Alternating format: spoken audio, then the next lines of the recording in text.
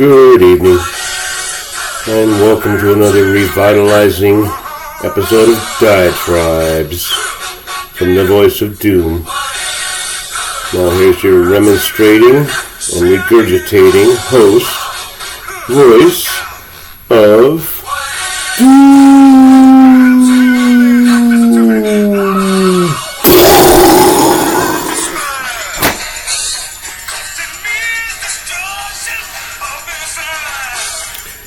Yeah, an old classic. Alright, I'm going to do another diatribe, much to your dismay. I'm sorry. But it's good for me. And I'm going to tell you a little bit about what I've been seeing on the news lately and Sunday, so nothing happens on Sunday.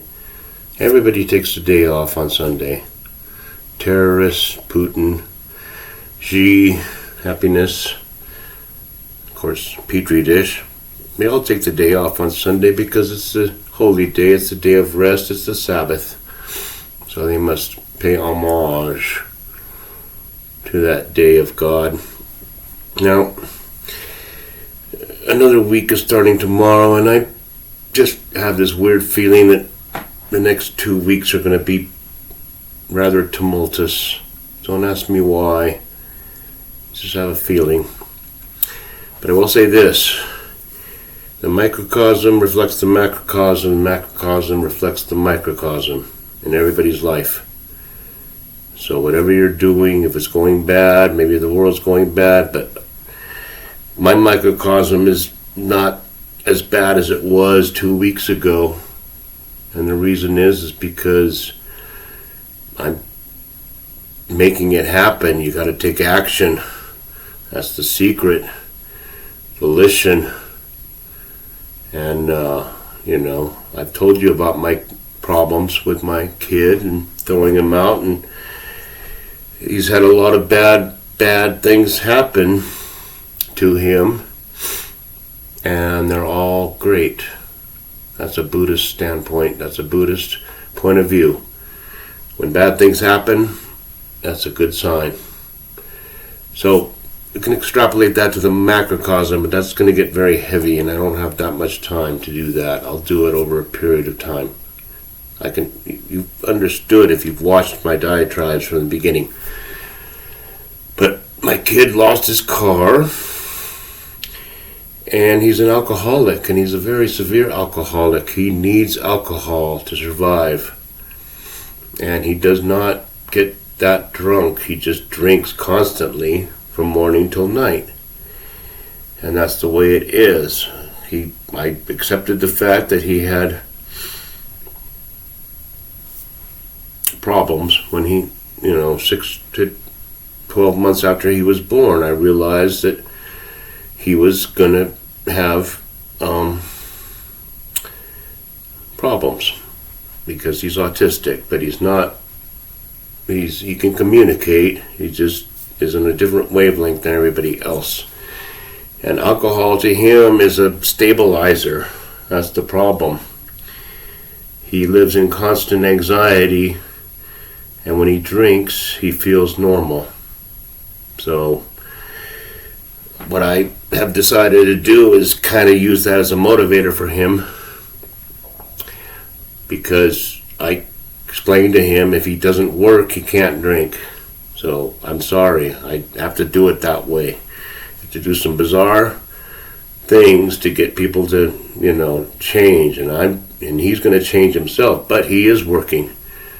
And I'm very proud of him because he's getting up early in the morning and getting jobs in the morning on his day off, and then he's working 4 days a week, and he's pulling in a regular paycheck, and he works in my restaurant where I work, so I drive him to work and we drive back so I can kind of keep him in check, and he has no car, which is a blessing. He doesn't have to pay for that car, which takes up all his money, and he can't just go wherever he wants, whenever he wants, which is great because he's just playing with fire, because he will eventually be pulled over.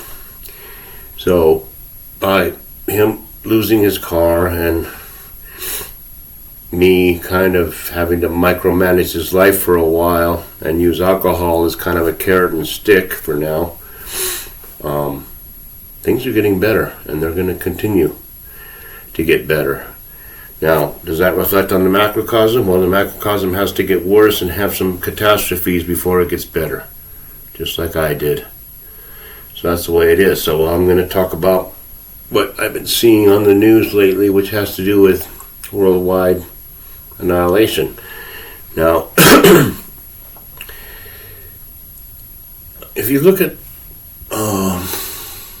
despots, if you look at crazy megalomaniacs in history who have done incredible things to try to take over the world and mostly failed, you will see that they go one of two ways.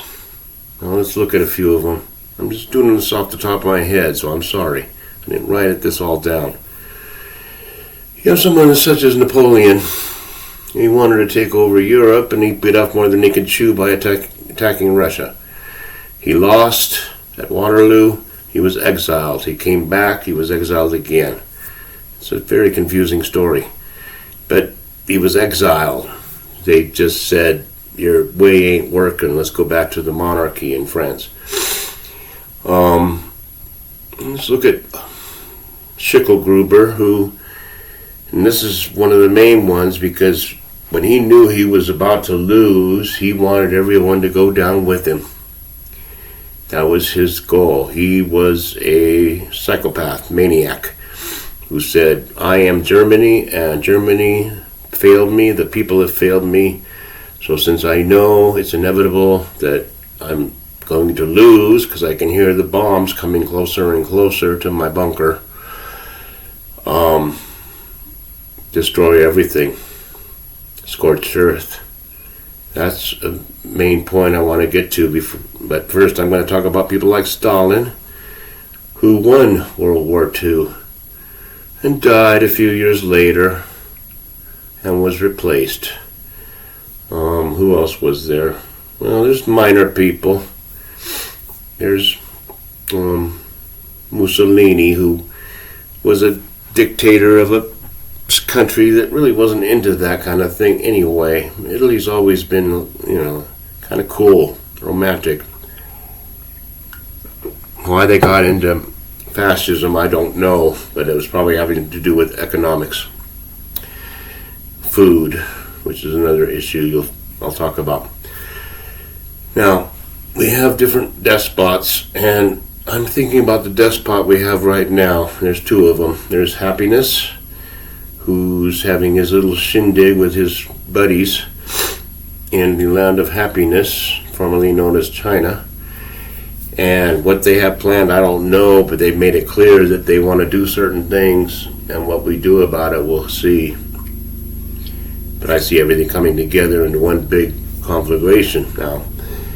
The main despot is Putin, Vlad, the mad character. Now,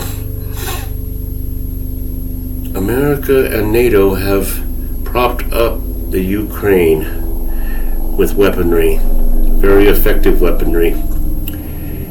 And the weaponry has repulsed and repelled the Ruskies. Now, are you going to tell me that this Putin Vlad character is going to just say, oh, I want to sue for peace because I'm losing? Or do you think he's going to be more like Schicklgruber and say, scorched earth?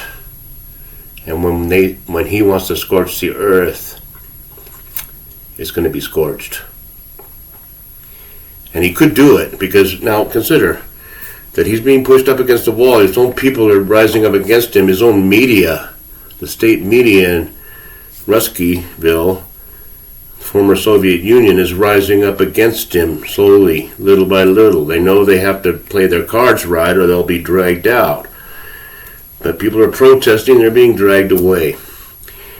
People are fleeing of a certain age. They don't want to be drafted because they know to be drafted is to die because of these weapons that NATO and the former United States have spent billions of dollars building and sending to them. If you see footage of foreign news, there's a Russian tank running around, fires off a few artillery to somewhere, then it rolls somewhere else and it just sits there and then suddenly it just blows up. Why? Because Ukraine has some sophisticated weaponry, okay? Now, Ukraine can continue doing that. They can continue decimating the Ruskies in Russian territory, which used to be Ukrainian territory. So everybody's at odds with who actually runs the thing. And it's going to escalate. And Vlad is not going to just say, I'm going to be pushed back. If he realizes that he is drafting people that have no idea what the hell they're doing, and at the first sign of any problems, they're going to run or they're going to be killed.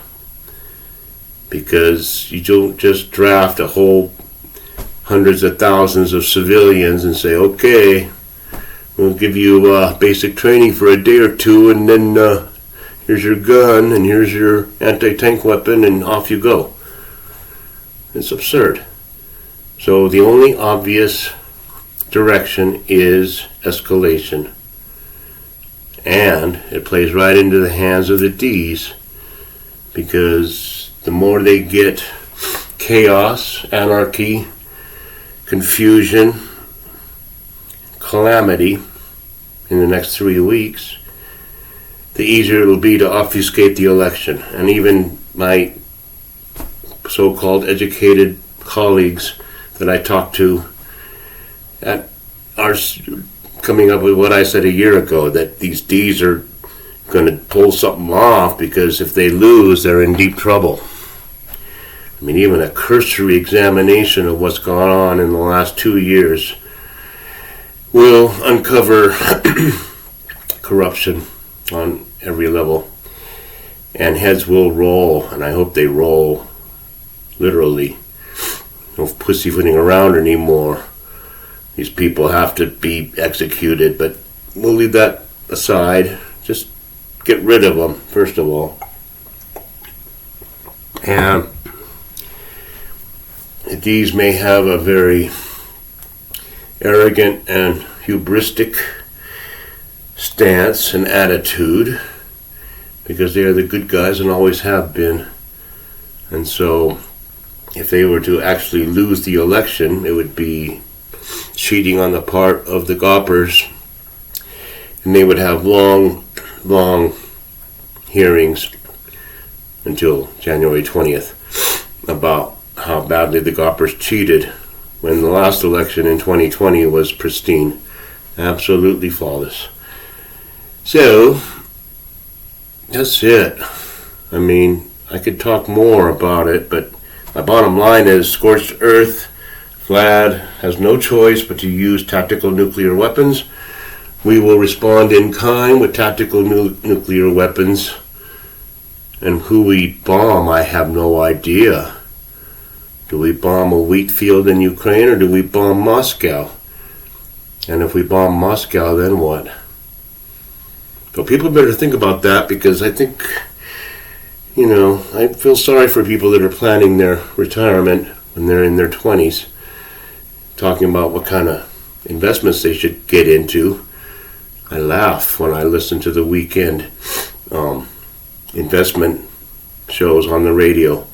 I make $80,000 a year and I don't have much debt, and I want to know what should I invest in for my future. It's like, invest in canned goods, invest in fucking water. That's what I would tell them. It's like, you just allocate your money and I don't know what they call it. You put in so much every month into the stock market, and you have a 401. Just give me a break. That's all going by the wayside. Anybody would call about what I should do with my money I'm making right now has to be an idiot. If I had cash right now, I'd buy solid goods that I can use. I'd buy a heater. I'd buy a generator. I would buy a stove that works off wood, because I assume that there won't be electricity for many years. I would buy as much food as I could stuff into my house. I would buy 1,000 gallons of water if I had, disposable income right now. That would be the best investment I could give you people. Blankets, pillows. Can't have too many pillows. And then I'm all set. I got my piano, I got my books, I got my puzzle books. I can just do them over again. I gotta get paints and canvas because I want to paint when everybody else is running around with their, like chickens with their heads cut off, looking at their phone like, is it going to come on now? Is it going to come on now? Oh, put it away and turn it on again. Is it, Everybody's I'm going to enjoy that. So this is an off-the-cuff diatribe. It's going too long already. 16 minutes and I said nothing. And I said everything. So I'll leave it there. It's therapy for me, so I'm sorry if I wasted your time. But enjoy what I had to say. And good night.